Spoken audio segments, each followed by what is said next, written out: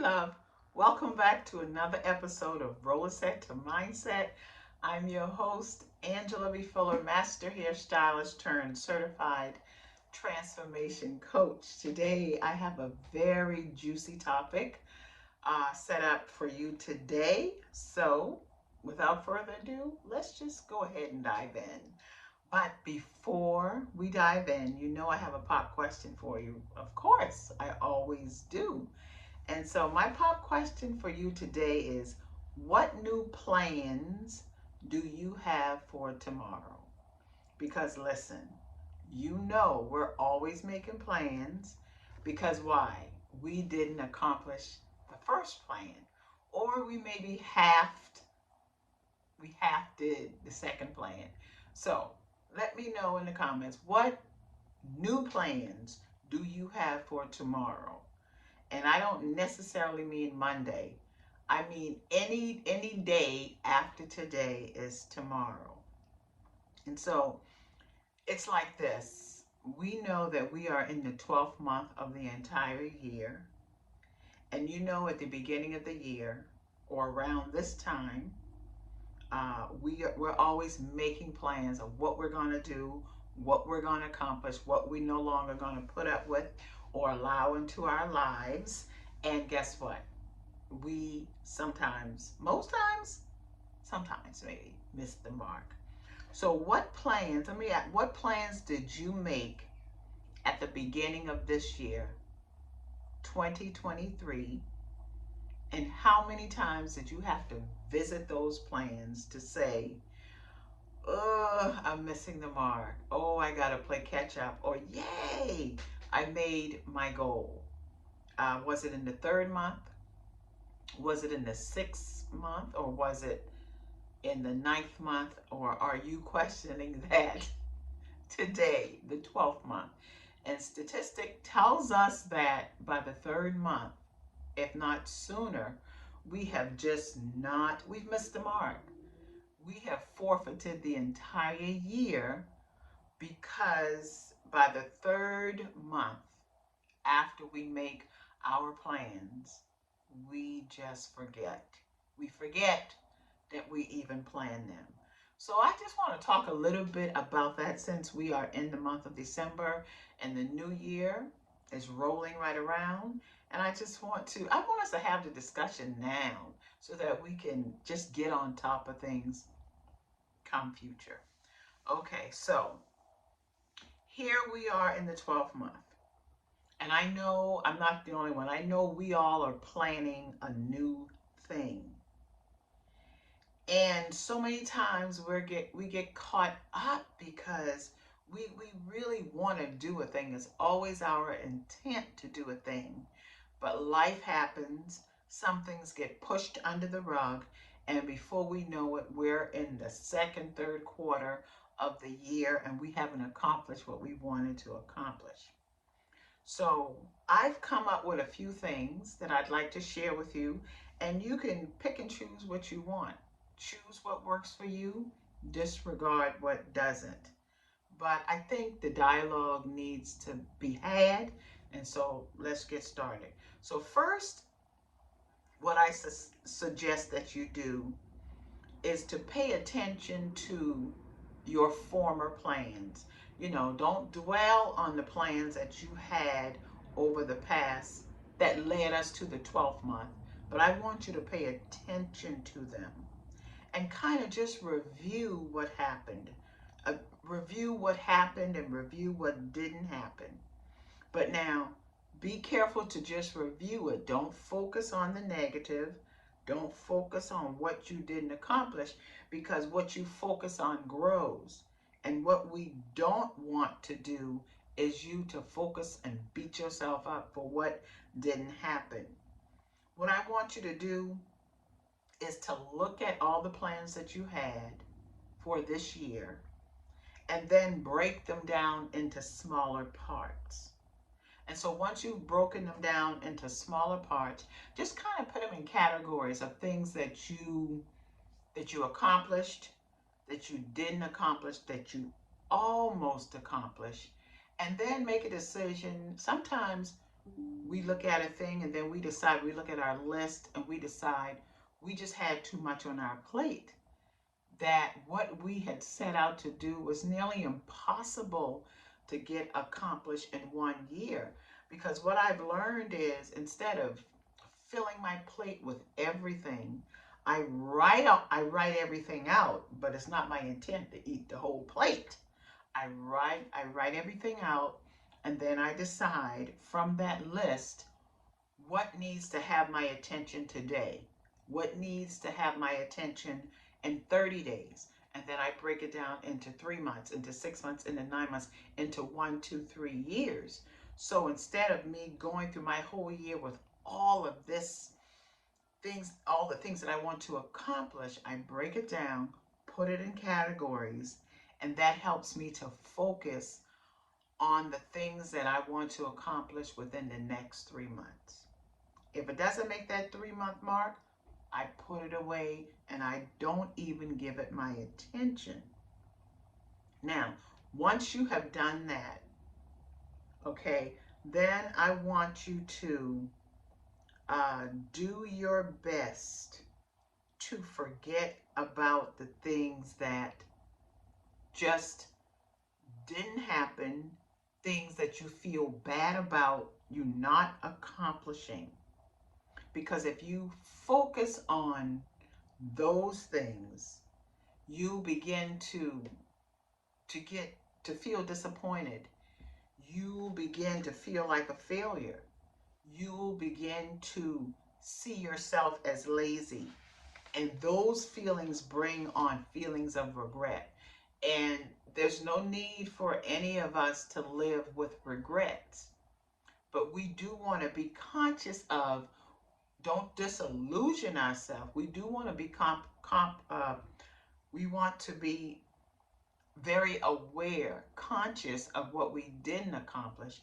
But even more importantly, we want to also come to terms with why we didn't accomplish those things. Okay? And then make a decision that for the coming year, 2024, that you're going to make a shift. And a lot of us know we want to make a shift. A lot of us know we need to make a shift. But sometimes shifting is not always easy, because when we shift, we also bring our old thoughts, our old patterns, our old habits with us. So, in making a shift, start with your self talk. When you find yourself allowing negative self talk to creep up, I want you to squash that and replace it with a positive self thought. Also, be very diligent in giving yourself credit for the small wins. You know, you don't have to accomplish big, major goals. As a matter of fact, when you're making your list, also include small goals. Um, and because when you keep track of the small goals, it builds about the feeling of confidence that you can accomplish what you say you set out to do. Okay, so be sure to give yourself credit for your small wins. Keep up with your small wins, and then as you do that, build on those small wins. Okay, create small actionable steps to build on each small win that you accomplish. Because let's face it, everything is not only connected, but interconnected. So when we pat ourselves on the back for our small wins, we also open up the door for us to create larger wins. And then, for none of us are perfect, so we're not going to accomplish everything. But when you don't accomplish something, look at it this way. Look for the lesson in the goal that didn't happen. Because nothing is ever lost. There's always a lesson. There's always something learned. We always learn something that we can apply to the next. Okay? So begin to look at it as if everything is connected, but not just connected, but interconnected. And each win or each loss contributes to the next win, just as equally each loss can contribute and build on the next loss. So we want to become conscious of our wins, but more importantly, get the lesson from our losses. Okay? And of course, along the way, as we're trying to figure these things out, we really have to ask for God's help. Because so many times we think we accomplish things on our own, and we never do. We need each other. We all are connected. All of us are trying to make it. All of us are trying to achieve goals. And we can learn from each other. We can build each other up. We can phone a friend if we need some encouragement. So always lean on those who are in your circle, because you'd be surprised who's trying to see and help you win. And we've got to learn to be vulnerable and reach out to people when we need help. Trust me, I do it all the time. I know how to pick up a phone. I know I know how to call on a lifeline. And I want to encourage you all to do the same thing. And so when you're reaching for help, when you're asking for God's help, when God brings to mind a friend, when God brings to mind a mentor or a business partner,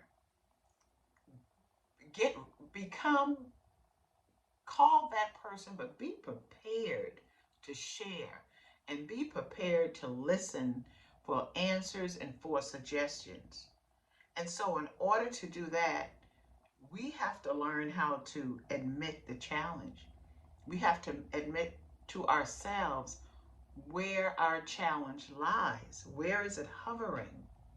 Admit the challenge to ourselves and to those we are asking for help. And then once we admit the challenge that we are having, then we have to submit to the advice that is given by someone else.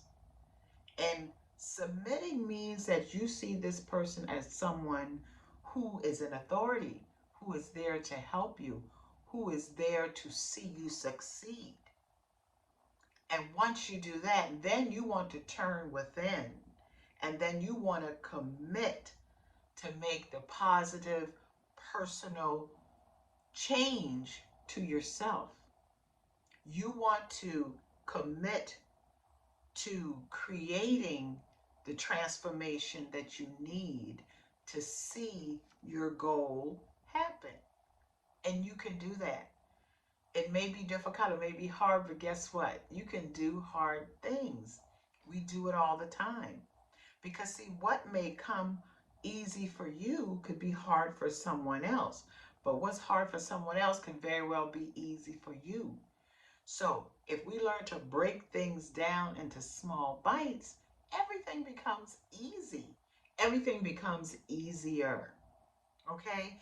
And don't accept defeat, because we got to remember and we got to build ourselves up. We are winners. We can do hard things. I believe in you, and I want you to begin to believe in yourself. And I want you to understand that challenges will continue to exist. Struggling to meet certain goals, it's going to continue to exist.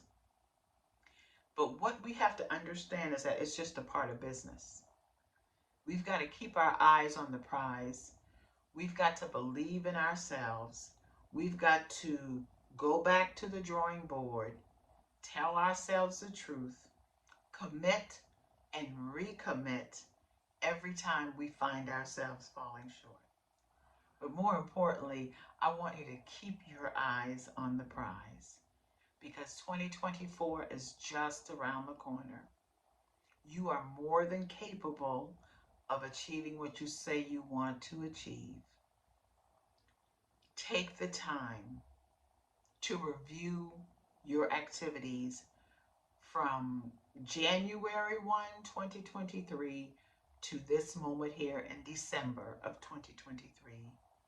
And I want you to really focus on and commit your new plans that you have scheduled for 2024.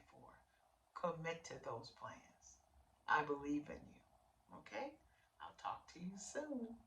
Bye. Mwah.